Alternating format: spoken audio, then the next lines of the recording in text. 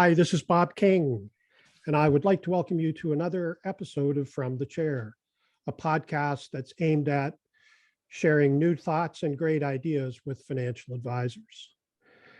And I'm really glad today to have two guests. They're going to help me sort of talk a bit about the world of seniors care, a world that is pretty foreign to most of us, strikes fear in the heart of some of us.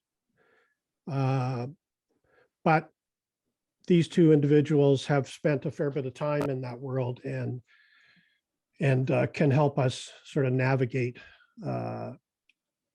through some of those mysteries and fears that have been conjured up in our own heads, usually over many years.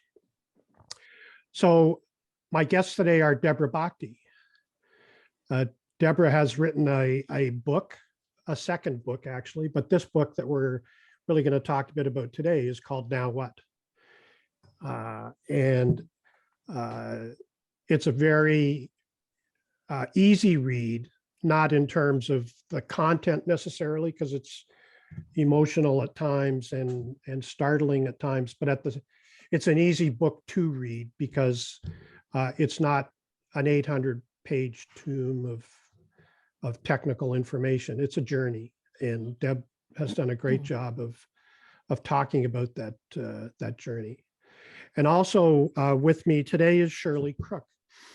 Shirlea is the president and founder of Care for Life Support Services, and her day-to-day world is dealing with that entire space of seniors care and long-term care and helping patients and their families navigate that system and finding the right solutions. So ladies, thanks for joining me today. It's great to have you both. Thank you. Thanks, Bob. So let's talk about seniors care and start with that notion that seniors care has been a bit of a mystery to most of us over our lifespans. And yet with our aging population, you're likely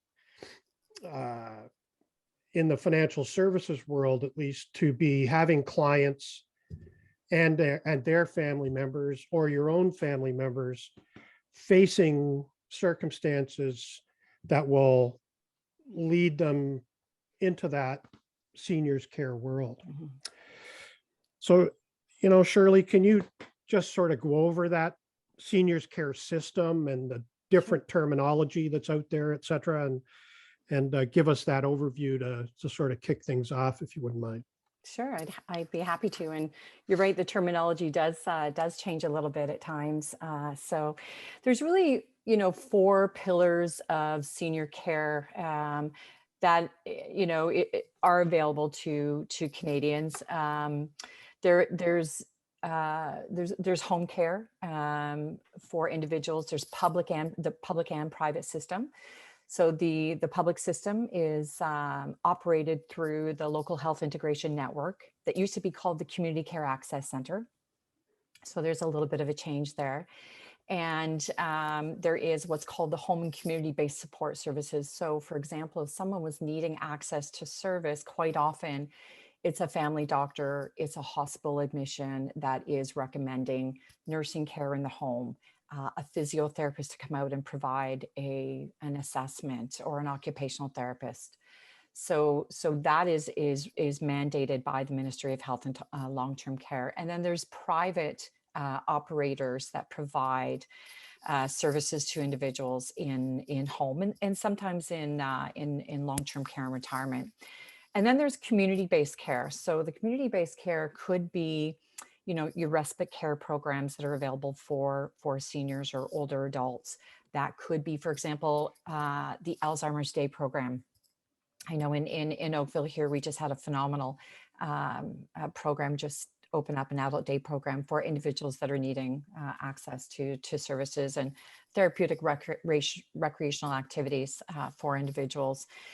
And then the third system really is that that institutional-based care that we would consider, which is what used to be called, Bob, nursing homes.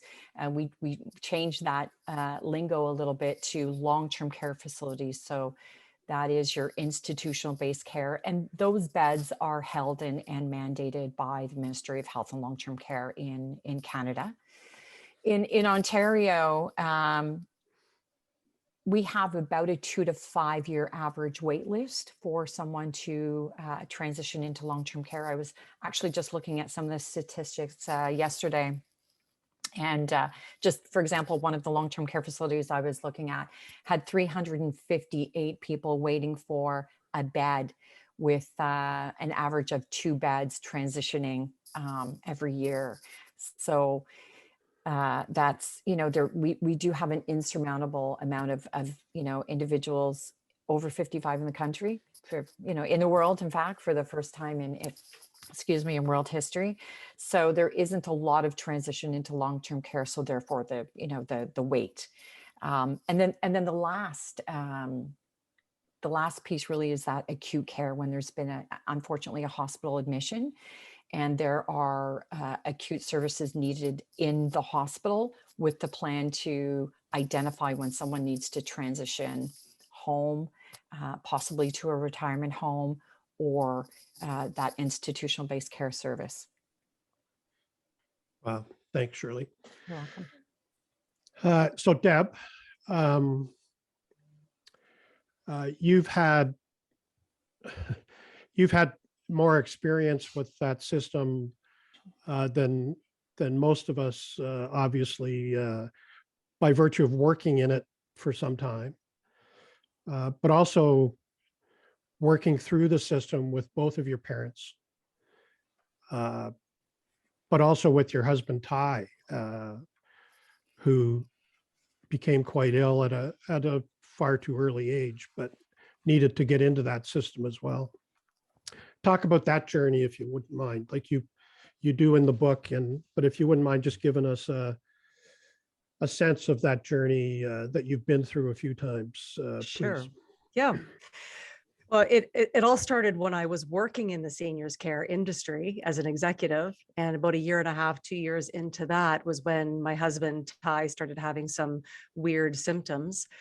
And along at that time, my dad had been diagnosed with Lewy body and Parkinson's. So my first experience was as a daughter, when my dad needed to be placed after, as Shirley described, home care, community care, acute care. He kind of hit all of those pillars. And then we finally got him placed where he lived in a long-term care home for 6 months before he passed away in 2011. And ironically, at the same time, my husband had been requiring home care, community adult daycare. And then the time came that our Lynn community manager or case manager said, you can no longer take care of him at home. And he was diagnosed with a very rare disease that only 400 people in the world had at that point in time. And at a much younger, right, he was part of that 10 to 12% of the population in long-term care who are under 65 when they become a resident. So there was a 3 or 4 month period where I had my dad in one nursing home, long-term care home on one end of Burlington, and my husband moving in as a new resident in another. So to say it was a crazy time is a bit of an understatement. So I then became a resident's wife, and I was in that role, and my husband lived in long-term care for 4 years before he passed away in 2015. And then my third experience with it was with my mom. We had helped her, after my dad passed away, move into independent retirement living. And then her condition progressed where she needed more care. So then we transitioned her again into assisted living, which is a part of the retirement home service offering, and would have gone on the wait list, but she unfortunately passed away in 2019. I do have my Ty's mother, who's 99, turning 100 next year. She is currently living in long-term care in Grimsby and has been living in that home for about 4 or 5 years now. So that experience of having worked in the business for over a decade and understanding how the business worked, thought that would have given me an upper hand And it did to a certain degree, but when you are trying to navigate the system as a family member and grappling with the guilt and the grief and all of the emotions, never mind the day-to-day logistical things that Shirley does such a great job helping her clients with, it can be an incredibly overwhelming and emotionally taxing, and also a health risk for family members who are trying to do it all and manage it all, and sometimes not really recognize that it is spiraling out of control for them. Yeah, and the emotions of that whole process have got to be pretty intense. I mean, I've been through it from a distance with my mom, but when you're in the middle of that day to day and watching things happen or not happen, the emotions must be pretty intense. I think it's part of that. We have a hard time accepting and integrating a health decline. A lot of families don't recognize that they are actually grieving. It's a complicated grief or this anticipatory grief. We tend to assume that or associate grief when somebody has passed. That can also impact their ability to make the best decisions. When you've got neighbors or family saying, what are you thinking putting him into a nursing home? You should be able to take care of him at home. So there's a lot of judgment around that. And I would also think that there can be perhaps from making financial decisions, it's really important to be able to have a more holistic approach and looking at and having the right resources and advisors, people who've seen how this works. And I also think it's you have to look at who are the right supports for that to combine the financial decisions as well as those emotional supports. And when is the right time to be talking to your family doctor, or perhaps looking at therapy, or being able to let go of some of the responsibilities and all of the plate spinning that you're doing, and not recognizing that you're putting yourself at emotional and physical risk. Shirley, anything to sort of add to that conversation? No, I mean, I think that, financial advisors have such a critical role. They have the trust of the families, and in essence, a captive audience to have a conversation about how people are doing, and what steps do they need to take in terms of moving the needle to maybe have a conversation, or for them to reach out, in fact, and educate themselves about what is available. Because as we know, things are changing. Services change, parameters of care change. And, it could start with something small like a fall and snowball very quickly. Yeah. Yep. So I want to be clear at this point that none of the three of us are suggesting that financial advisors insert themselves into the crossfire of emotions that surround this journey and the decisions that need to get made in due course. But what we are trying to do with this conversation today is make you aware, give you some sense that there are supports out there. There's more information that's accessible. There are tools that you can provide to your clients to potentially make this journey a little easier for them. And so again, we're well aware of the complexity of these decisions and the emotions, et cetera, that surround those. And certainly are not being presumptuous about trying to coax financial advisors into the middle of those conversations, but rather to help you understand what support you can potentially provide to clients, family members of clients, or even perhaps your own family, God forbid, but even perhaps your own family in due course. So what else do financial advisors need to know, Shirley, about the system and what role they can play in helping people understand that system? Well, I think it just even starts with that initial conversation with families to, when you're taking your, your bag of coppers to the financial advisor, as my grandmother would have said, and they have this great opportunity to ask the question, how do you want to age? What does it look like for you?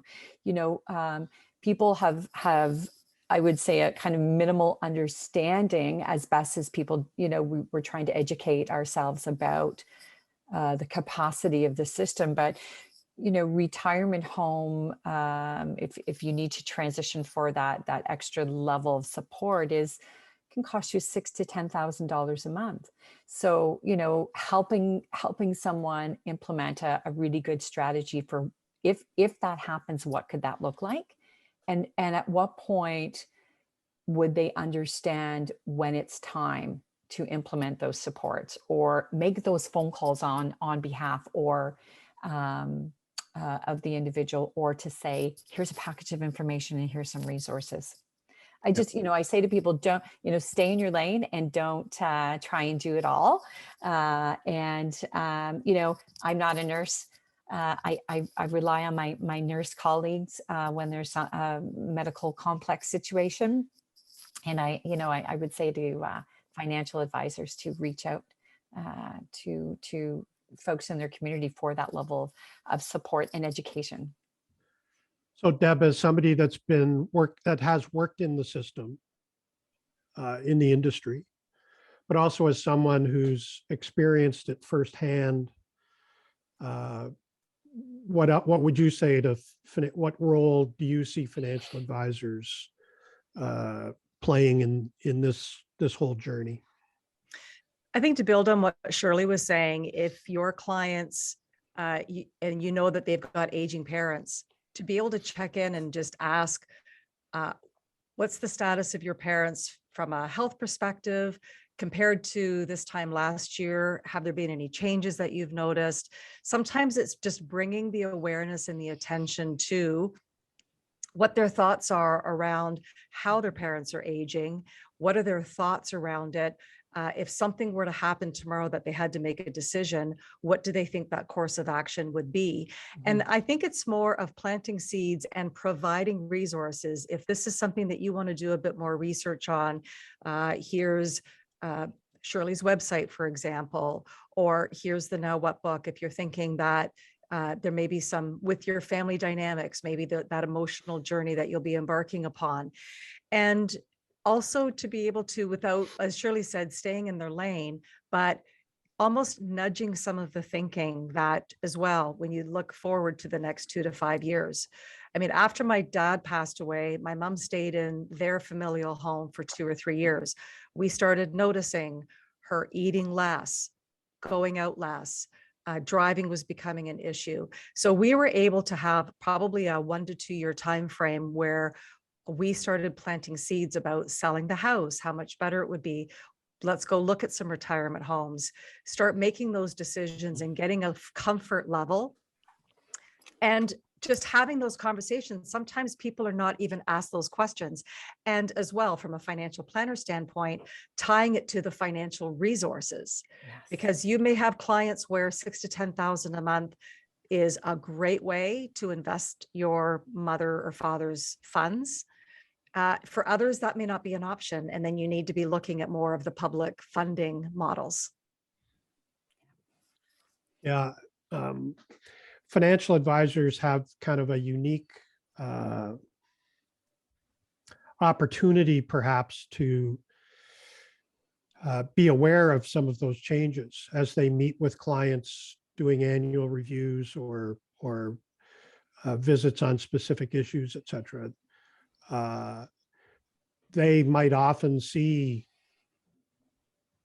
changes, events, results of events that perhaps are clues to bigger issues that need to be addressed in due course. But are there other specific questions they should be asking as part of, or could be asking as part of those meetings, part of those observations? Are there things they should avoid, words they shouldn't use, those types of coaching tips here? Do you want to take that, Deborah? Or do you want me to? Well, I think it's, something that comes to mind if a client says, oh, we're not going to be able to take a vacation this year because my mom had a fall and we don't want to be too far away. There's a great opportunity to say more about that and what's that current status look like and what kind of supports do you have. It's not to solve the problem, but it's to say, what other resources can I be providing to them? Most people don't even know what the LIN is. Right? They don't understand that there are government funded dollars that are available. So I think it's having that open mind and curiosity around where they're at, either with themselves or with their parents. If they've had a parent who just recently passed away and they've got their other parent that's living, that's another clue that there may be some health concerns that are arising there, or additional pressures on the kids to be taking care of their mom. And it could be, there's all sorts of resources I'm sure Shirley can speak to out there that will give you some of those warning signs: memory issues, weight changes, more frequent doctor appointments. I think as us boomer kids that are like the sandwich generation, and we've got our kids that we're tending to and our parents, when I look back, I wish that I had just paid a bit more attention to the changes with my mom. I didn't see all of them, particularly if your parents on a number of different medications, which a lot of people over 65 are, is how are they managing that? And are they managing them effectively? Because, medication errors can be a significant issue. Yes. That happens. And so it's just being more mindful of, and I think it's taking on the role as the kids, that there's going to be some role reversal, that we are going to end up stepping into the parenting of our parents' role, as much as we may not want to. But as their aging continues, they're going to be needing more of our support and our eyes and ears on them. Yeah. And I would just add to that, Bob. I think, it's almost easier to make a decision on behalf of your kids than to make a decision for your parents. We always want to do the right thing in both situations, of course, but I've talked to many, many families that have said, I just didn't know what to do. I didn't want to disrespect my parents. I didn't want to, I didn't know how to start that conversation with them about support, And I think when you and I were talking earlier, I had a financial advisor call me about 2 months ago, and the husband had passed away, and the wife, because that financial advisor was the touch point for the family, the wife then was calling 3 and 4 times a day. And he said to me, I wish I'd known, there were services out there, because I felt compelled to continue to, call her back. And I just can't, and I don't have the knowledge and information. So, it's okay to say, I don't know enough, and to reach out for help as well. Yeah. And I'm sure, Shirley, as you do your on the ground work, you and your team, you see that resistance. Yes. That gets built up, right? And yes. So help us with that one. Like, what's the advice around the resistance piece? Well, no one wants to get old.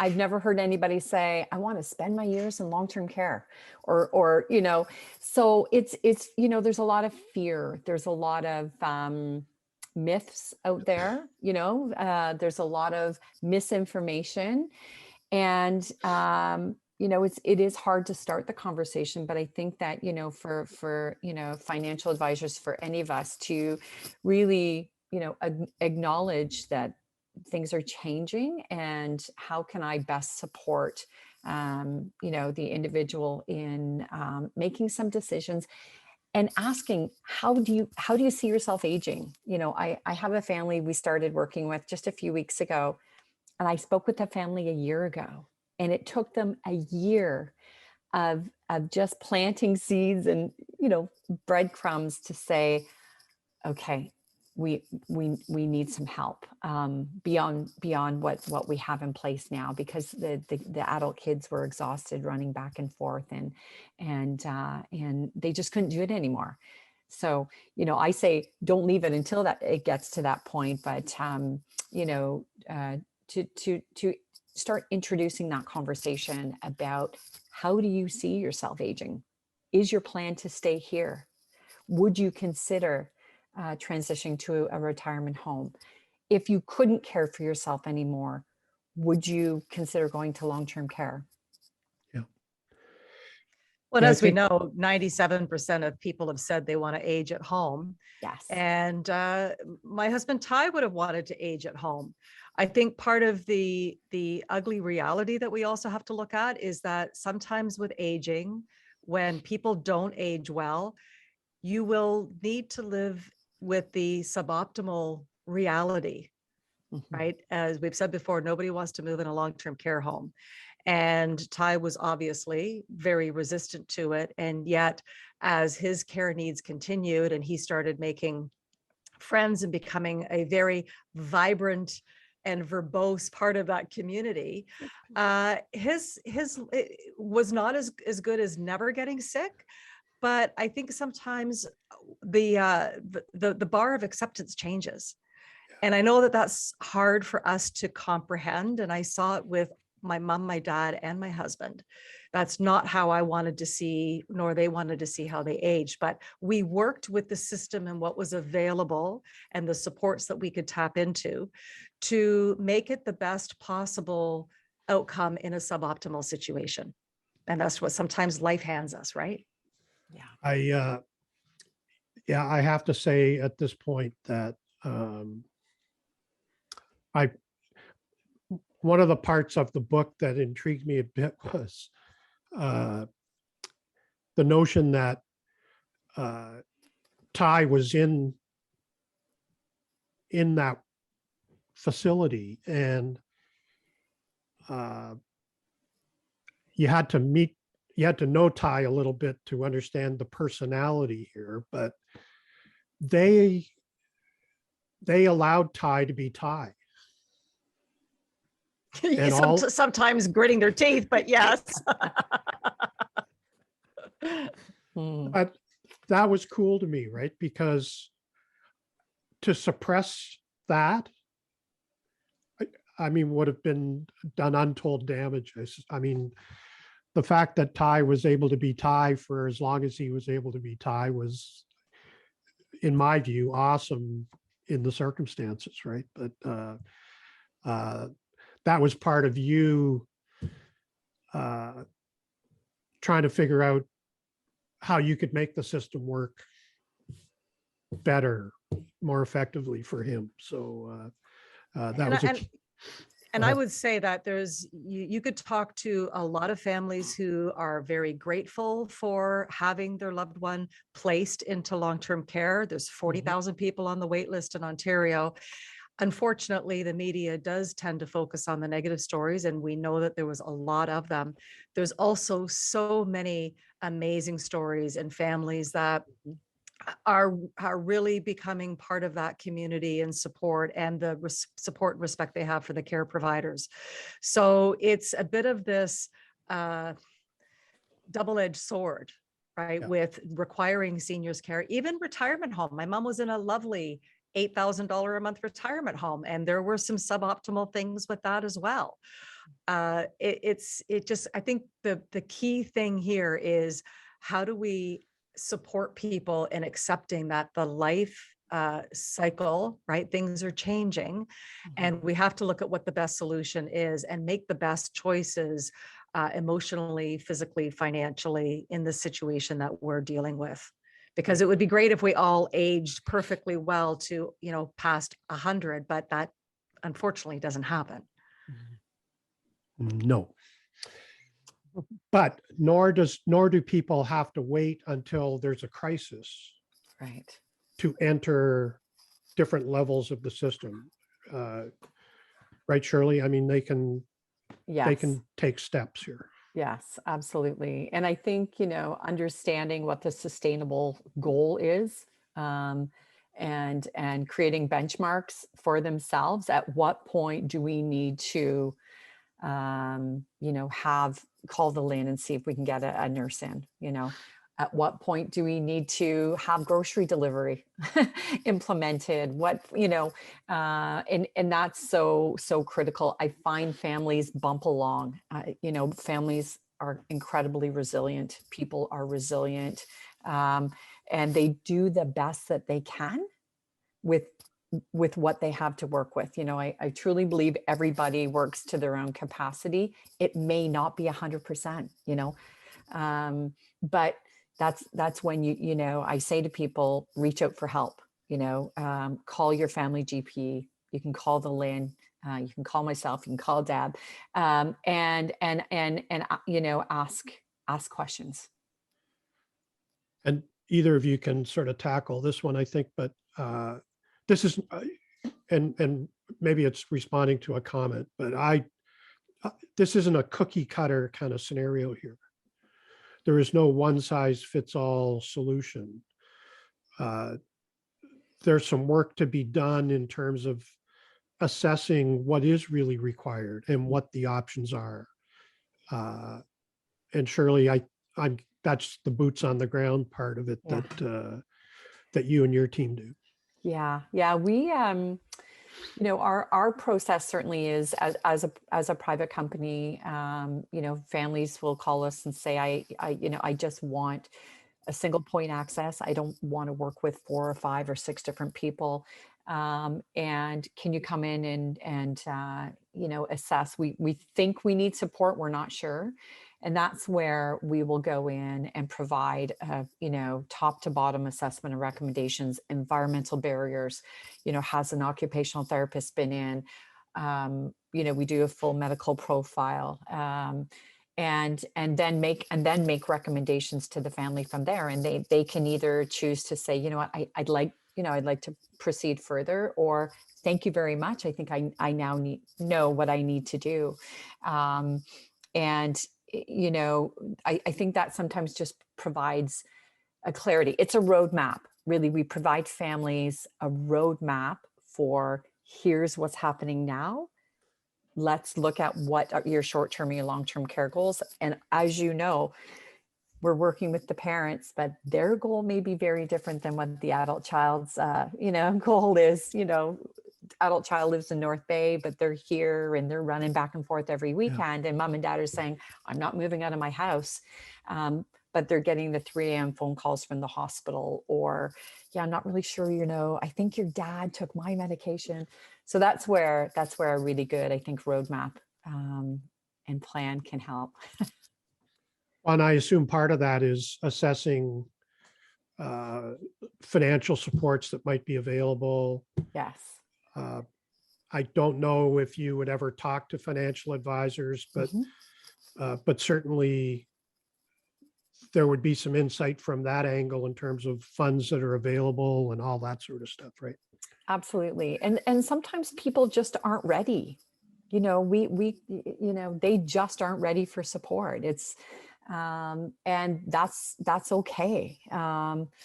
Usually, I say to people, plan. You don't plan for a crisis.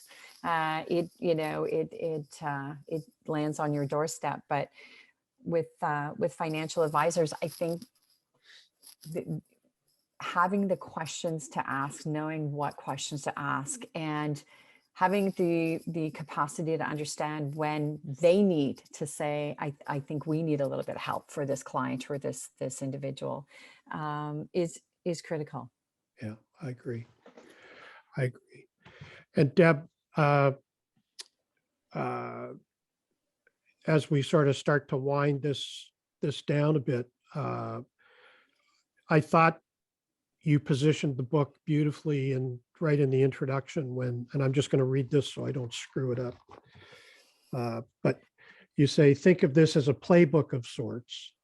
It's not so much about how does the system work, but more, how do I make this work for me and my family? And I mean, the system is what the system is. The capacity and of the system and all that stuff is what it is. But the book gives an excellent sort of guide sense of how to work within that system and make it the best possible experience given the resources, et cetera, that are available. Yeah, because as Shirley was saying, this is a major transition. And it's interesting when we think of other significant transitions in our life, how much planning and preparation we put into it, whether it's a new baby, a new marriage, a new home, those are all associated as positive transitions. And God willing that we're blessed to live long enough where we need to be thinking about our aging transition. We don't want to put as much energy into it. And so, yes, you need to understand how the system works and how are you going to work within that and what decisions and capacities do you have. But also it's that understanding that it's really hard when we see our parents or our spouse or other people that we love getting older and not being able to do for themselves what they used to be able to do. And so I think part of it is being gentle and have some grace with ourselves on it. Sometimes when the adult kids and the parents don't agree, sometimes it's like in that parenting role, you have to set those milestones or boundaries or limitations to really push the decision forward for what's in their best interest.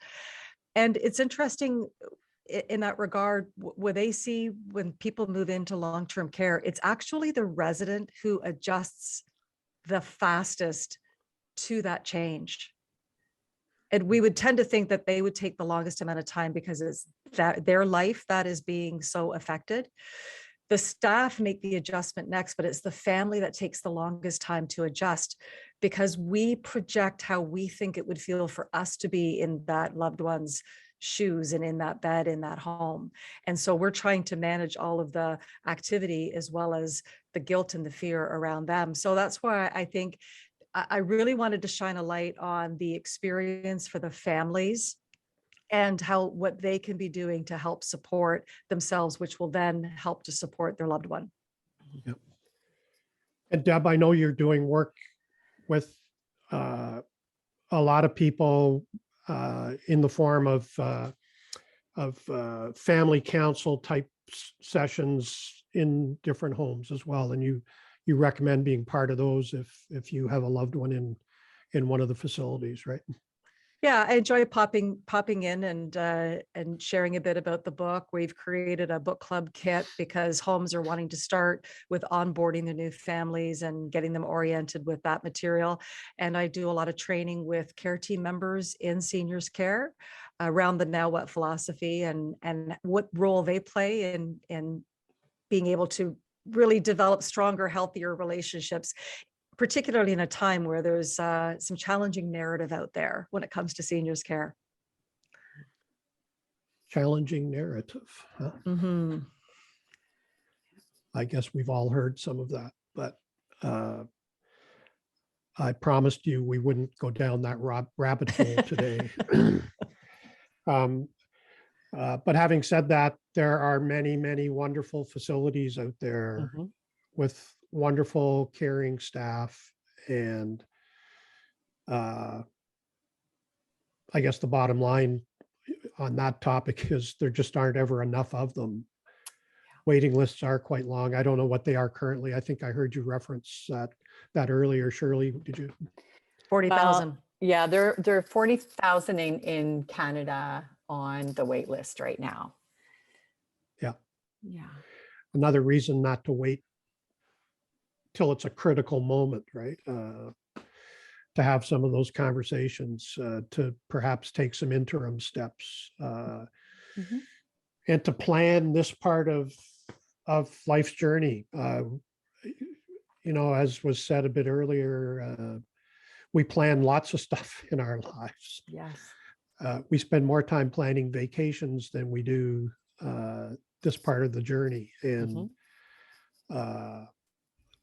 that's often why it gets so frantic and so emotional and intense when the moment hits, right? Because now it has to be dealt with.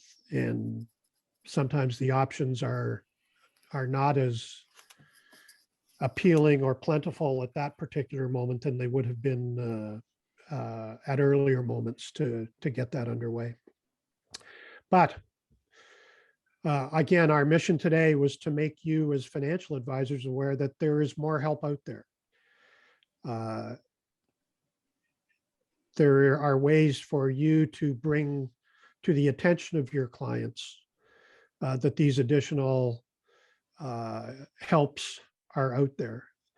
And certainly one of those is Deb's book. It's called Now What? And it's available at Amazon and at some other bookstores around, but certainly at Amazon for sure. And I must say, Deb, I would never have seen that topic as a must read, but it's a must read. And I congratulate you on putting it together and, opening your own heart, your own background, your own history with the system to help others make the best of it for them and their families. You did a wonderful job of that. Thank And you. Shirley, thanks so much for your help, not only on this podcast, but to the many families that you and your team are working with. I suspect you've become a very expert navigator of the helps that are out there and who needs what and how to access it as best we can in today's world. So I thank both of you for joining me today to maybe shed a bit of light on this topic, that topic that we really don't like to talk about a whole lot, but we really do have to. It's a slam dunk that this is one of those topics that just has to get aired out in every family, as difficult as that might be. So thank you again, both of you. Thank you. Thank you. Phone numbers and email addresses, et cetera, will be shared on screen, but Deborah can be reached at Deborah Bakti, BAKTI.com. Shirley can be reached at Shirlea, which is spelled SHIRLEA, at careforlifesupportservices.com.